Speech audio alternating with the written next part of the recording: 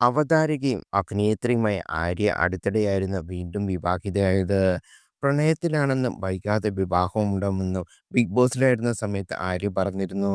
അന്ന് പറഞ്ഞ ആ ജാൻ ആയിരുന്നില്ല ജീവിത പങ്കാളിയായി വന്നത്.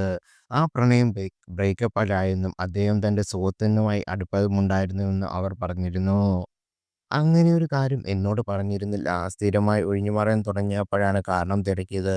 അങ്ങനെ നടത്തിയ അന്വേഷണത്തിലാണ് ആര്യ ഇതിനെക്കുറിച്ച് പറയുന്നത്. അത് വലിയ ഷോക്കായിരുന്നു. അദ്ദേഹം അത് തുറന്നു പറഞ്ഞിരുന്നെങ്കിൽ ഇത്രയും ഷോക്കില്ലായിരുന്നു എന്നും ആര്യ പറഞ്ഞു.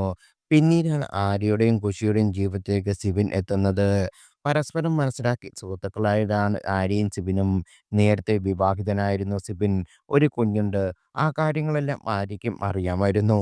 ആര്യയുമായി മാത്രമല്ല മകളുമായി അടുപ്പമുണ്ടാക്കുമായിരുന്നു സിബിൻ. അങ്ങനെയായിരുന്നു ഇനിയുള്ള ജീവിതം ഒന്നിച്ചാലോ എന്ന തീരുമാനമെടുത്തതും. ഇരുവരുടെയും കുടുംബാംഗങ്ങളും തീരുമാനത്തെ പിന്തുണച്ചു. മകളുടെ കാര്യം ഓർത്തായിരുന്നു ആശങ്ക. എന്നാൽ എന്നേക്കാളും സന്തോഷം അവൾക്കായിരുന്നു. അതിനാൽ ഈ തീരുമാനം എളുപ്പമായിരുന്നുവെന്ന് ആര്യ വ്യക്തമാക്കുന്നു. അഭിനേത്രിയായ അർച്ചന സുശീലന്റെ സഹോദരൻ രോഹിത്താണ് ആര്യയെ ആദ്യം വിവാഹം ചെയ്തത്. പ്രണയവിവാഹമായിരുന്നെങ്കിലും ഇടയ്ക്ക് വെച്ച് വേർപിരിയായിരുന്നു ഇരുവരും. പക്വതയില്ലാത്ത പ്രായത്തിലായിരുന്നു ആ വിവാഹം. വേർപിരിയാനായി തീരുമാനിച്ചത് ഞാനാണ്. എല്ലാം എന്റെ തെറ്റായിരുന്നു എന്ന് ആര്യ തുറന്നു പറഞ്ഞിരുന്നു. വിവാഹമോചന ശേഷം ആര്യയും രോഹിതും സൗഹൃദം നിലനിർത്തുന്നുണ്ട്. മകളുടെ കാര്യങ്ങൾക്കായി ഒന്നിച്ചു നിൽക്കുന്നുണ്ട്. സമയം കിട്ടുമ്പോഴെല്ലാം ഖുഷി അച്ഛന് അരിയിലേക്ക് പോകാറുണ്ട്. ഇപ്പോഴിതാ പിറന്നാൾ ദിനത്തിൽ മകൾക്ക് ആശംസ നേർന്ന് ഇരുവരും പങ്കുവച്ച കുറിപ്പാണ് ചർച്ചയാകുന്നത്. സഹോദരനുമായുള്ള വിവാഹ ജീവിതം അവസാനിപ്പിച്ചെങ്കിലും ആര്യയുമായുള്ള സൗഹൃദം അർച്ചന ഇപ്പോഴും തുടരുന്നുമുണ്ട്.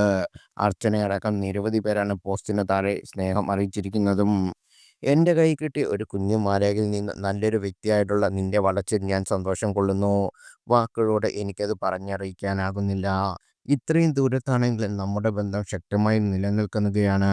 നീ എൻ്റെ ഹൃദയത്തിന്റെ ഭാഗമാണ്. നിന്നെക്കുറിച്ച് എനിക്ക് അഭിമാനം മാത്രമേ ഉള്ളൂ. എനിക്ക് ലഭിച്ച വലിയ അനുഗ്രഹങ്ങളിൽ ഒന്നാണ് നീ. നമ്മൾ ഒരുമിച്ചുള്ള ഓരോ നിമിഷവും ഞാൻ അത്രയും ആസ്വദിക്കുന്നു. ഒരു കോളിനപ്പുറം ഞാനുണ്ട്. നിന്നോടുള്ള സ്നേഹത്തിന് ഈ അകലം ഒരു പ്രശ്നമേ ആയിരുന്നില്ല എന്ന് രോഹിത് കുറിച്ചു.